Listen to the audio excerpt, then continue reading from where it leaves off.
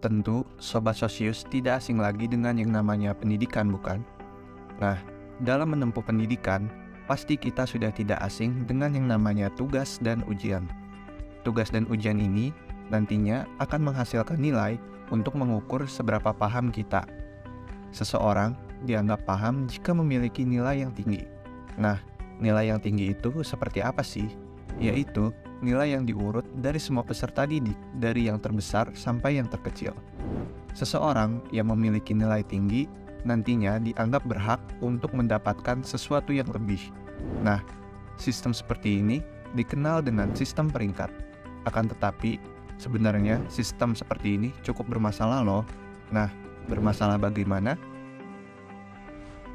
Sistem peringkat erat kaitannya dengan sistem kompetisi di mana pendidikan dilihat sebagai arena adu kepintaran. Sistem seperti ini terkenal di beberapa negara seperti Korea Selatan dan Jepang, di mana di negara tersebut orang berlomba dengan melakukan segala cara untuk mendapatkan peringkat terbaik.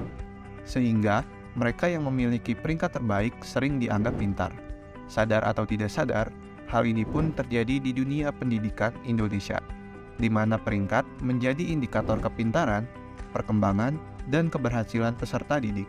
Sehingga mereka yang memiliki peringkat yang bagus patut untuk diapresiasi dan dibanggakan. Akibat dari sistem tersebut, muncullah rasa gengsi di kalangan peserta didik. Perasaan gengsi yang tinggi tentu akan melahirkan kompetisi yang sangat kuat di kalangan peserta didik.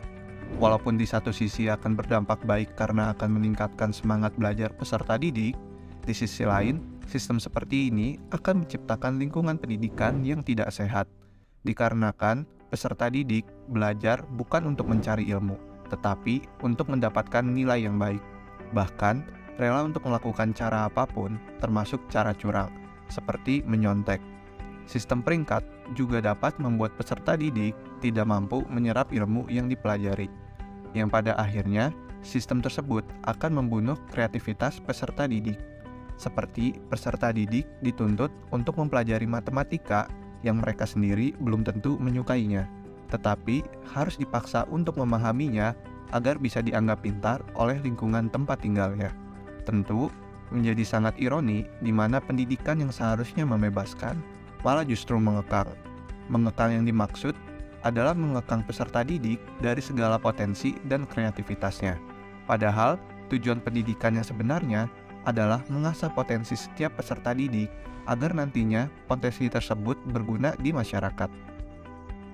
Seorang filsuf yang bernama Ivan Illich melihat fenomena ini sebagai dehumanisasi dalam pendidikan, di mana pendidikan dengan sistem peringkat justru menciptakan kelas-kelas sosial yang diskriminatif, di mana ada kelas orang pintar, orang biasa saja, dan orang tidak pintar. Bagi Illich, hal tersebut keliru karena pendidikan seharusnya menjadi tempat untuk memanusiakan manusia.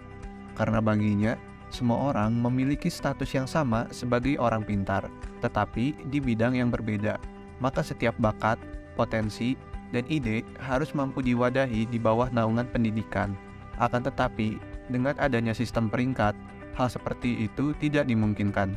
Karena peringkat tertinggi hanya dilihat dari seberapa besar nilai matematika, bahasa, dan sebagainya, di mana tentu tidak semua peserta didik ahli dalam mata pelajaran tersebut. Sebagai seorang humanis radikal, Ivan Illich percaya bahwa cara untuk memajukan pendidikan adalah dengan membebaskannya, yaitu membebaskan pendidikan dari belenggu sistem yang menuntut nilai sebagai indikator pintar atau tidak. Pendidikan sudah seharusnya menjadi wahana eksplorasi yang tidak terikat oleh apapun.